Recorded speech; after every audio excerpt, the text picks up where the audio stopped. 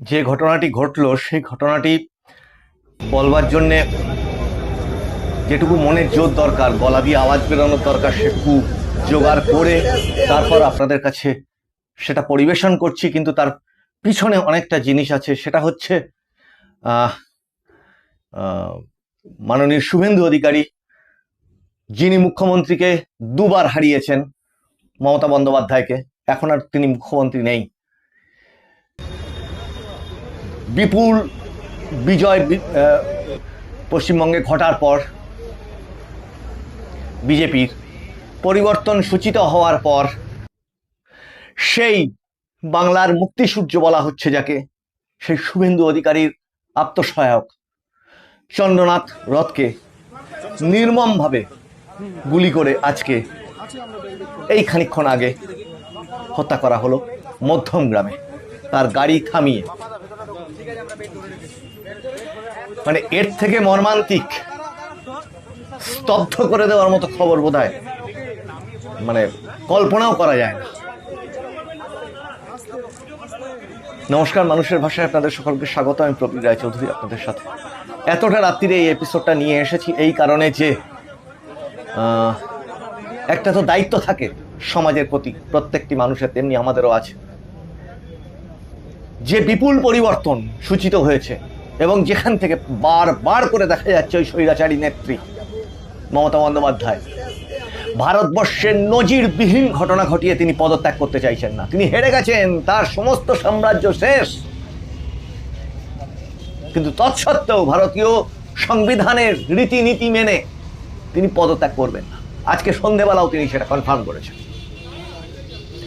আজকে থেকে না, সারা ভারতবর্ষ গতকাল থেকে এই বিষয়টি নিয়ে সমস্ত চ্যানেলে আলোচনায় মুখরিত, এবং মিথ্যা দিয়ে চুরি, মিথ্যা, হিংসা, নারী নির্যাতন, সমস্ত দিয়ে তার যে একটা অক্ষ সাম্রাজ্য তিনি তৈরি করেছিলেন, সেই সাম্রাজ্যের অবসান ঘটেছে মানুষের হাতে, মানুষের দেওয়া ভোটে। সেটা তিনি মেনে নিতে পারছেন না।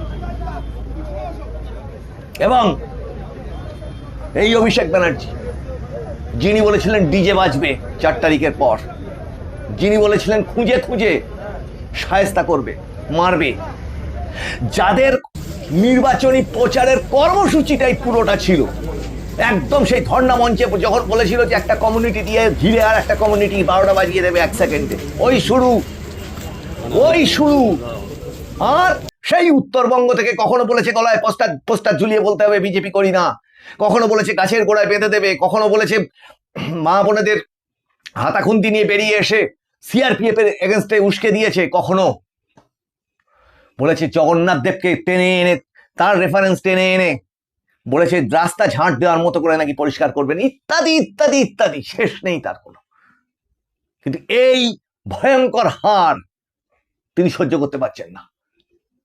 মানুষের চোখ থেকে ঝরে পড়া জলের যে সুনামি হয়েছে, মানুষের যন্ত্রণা, আর্তনাদ, সেগুলো ভোটের ইভিএম বাক্সে যে ঝরে পড়েছে, সেটা তিনি মেনে নিতে পারছেন না। কিন্তু আমি একটা কথা, খুব ইম্পর্টেন্ট কথা বলতে চাইছি। মাননীয় প্রধানমন্ত্রী, আপনাকে অসীম শ্রদ্ধা থেকে বলছি। মাননীয় স্বরাষ্ট্রমন্ত্রী, ভারতবর্ষের যত ধরনের যত এজেন্সিস আছে তাদের প্রতি সম্মান জানিয়ে বলছি, অনুরোধ জানিয়ে বলছি, এমনকি কোর্ট, আদালত, বিচার ব্যবস্থা, যা যা কিছু আছে ভারতবর্ষের সাংবিধানিক পরিকাঠামোর মধ্যে, সবাইকে অনুরোধ করছি, এই মানুষের ভাষার দর্শক যারা আছেন, সুচিন্তিত সুধী দর্শক মন্ডলী, তাদের তরফ থেকে অনুরোধ করছি,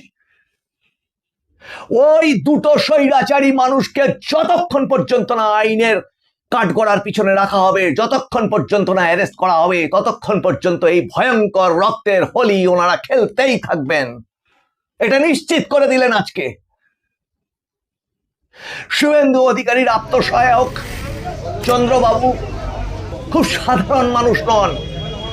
গোটা শুভেন্দু অধিকারীর যত ধরনের ভোট কার্য পরিচালনা, অক্লান্ত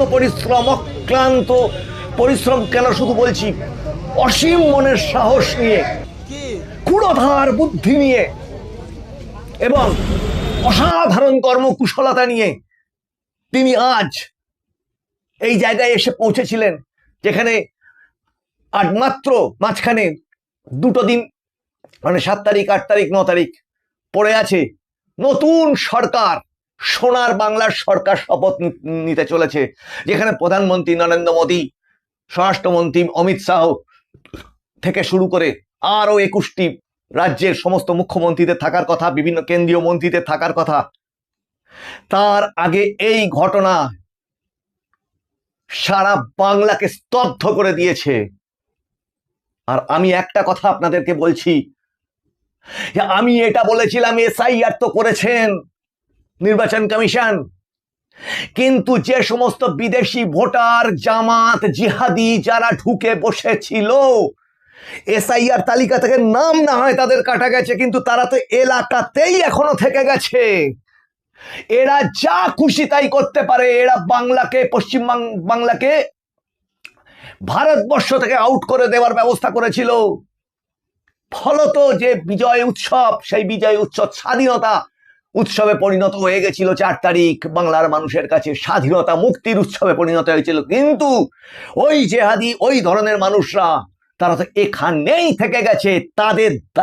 তাদেরই এই সমস্ত কর্মকাণ্ড, যে কর্মকাণ্ডের জন্য সেই সন্দেশখালী থেকে শুরু করে কাকদ্বীপ থেকে শুরু করে কোচবিহার পর্যন্ত সমস্ত সনাতনী হিন্দু জীবন, জীবিকা, সমস্ত কিছু ধ্বংস হয়ে গেছে।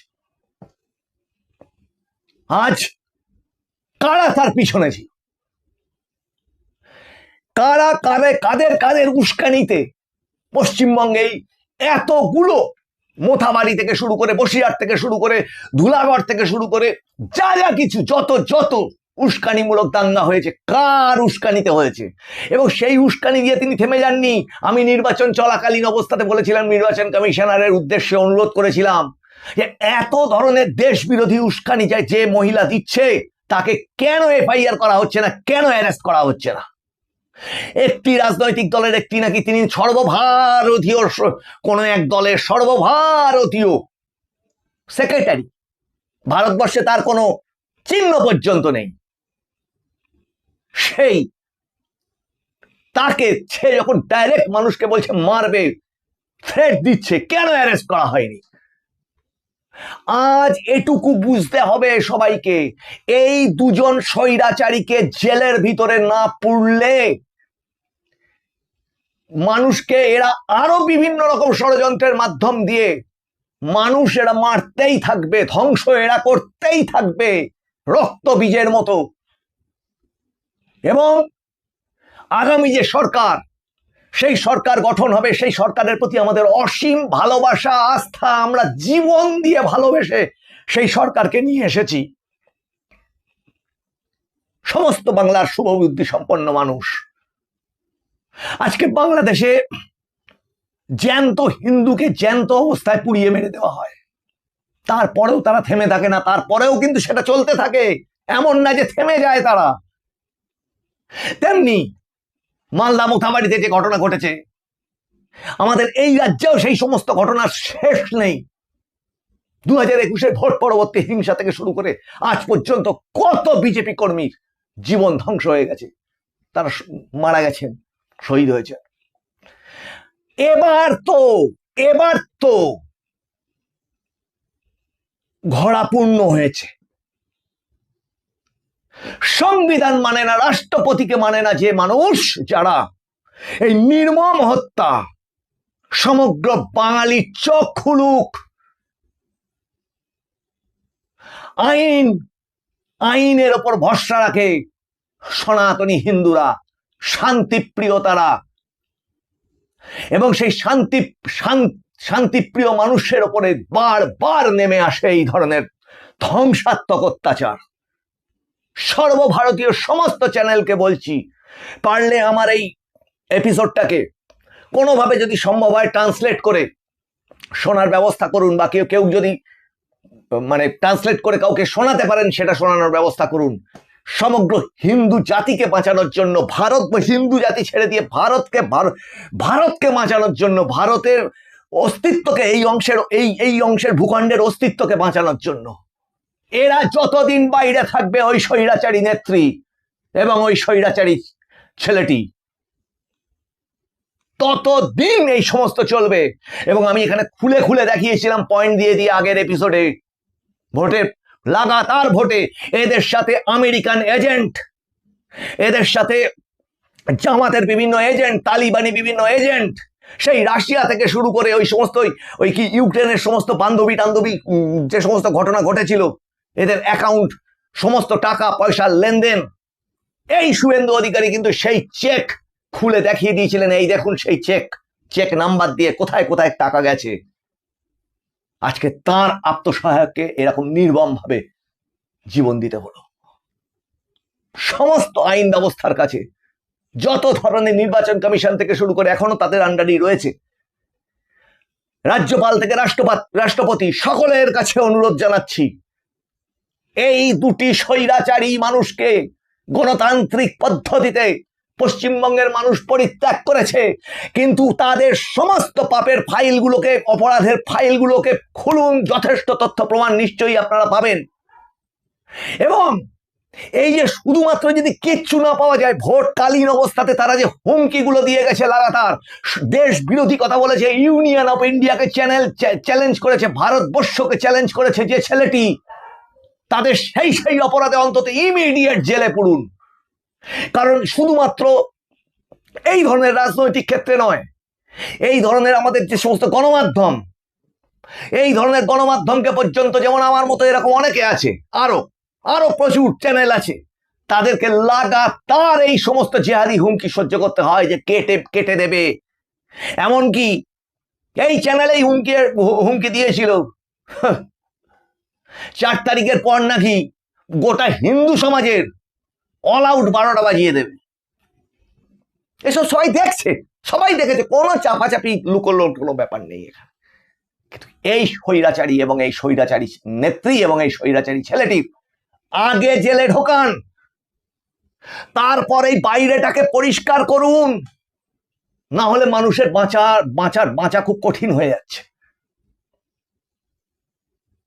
শুধু দর্শকবৃন্দ, প্রত্যেকে কমেন্ট করুন, প্রত্যেকে হাত খুলে কমেন্ট করুন, শেয়ার করুন এই এপিসোড। প্রত্যেকে জেগে উঠুন, না হলে এই ধরনের, এই কিছুক্ষণ আগে অন্যান্য চ্যানেলে অন্যান্য ইন্টারভিউগুলো দেখছিলাম, বিভিন্ন মানুষ বলছে যে এরা কিন্তু এই বিভিন্ন জায়গার মাঠ প্রান্তর, বাঁশবাগান, বিভিন্ন বাংকার সীমান্তবর্তী এলাকায় বানিয়ে সেখানে এদের অস্তিত্ব, বিভিন্ন অবৈধ মাদ্রাসায় এদের অস্তিত্ব, এরা বেড়ে উঠছে সেখানে হ্যাচারির মতো, মাছের ডিম ফোটার মতো।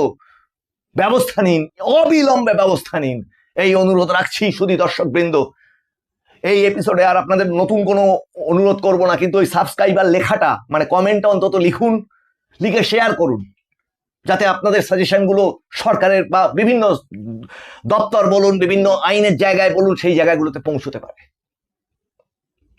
আপনাদের সঙ্গে আরো আপডেট নিয়ে, এই সমস্ত বিষয়ে আরো আপডেট নিয়ে, এটা তো এত রাত্রিরে এই এপিসোড নিয়ে এসেছি আপনাদের কাছে।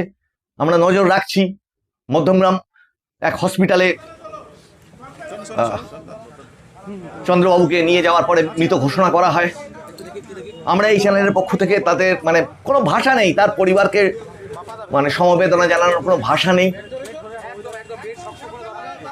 কিচ্ছু ভাষা নেই।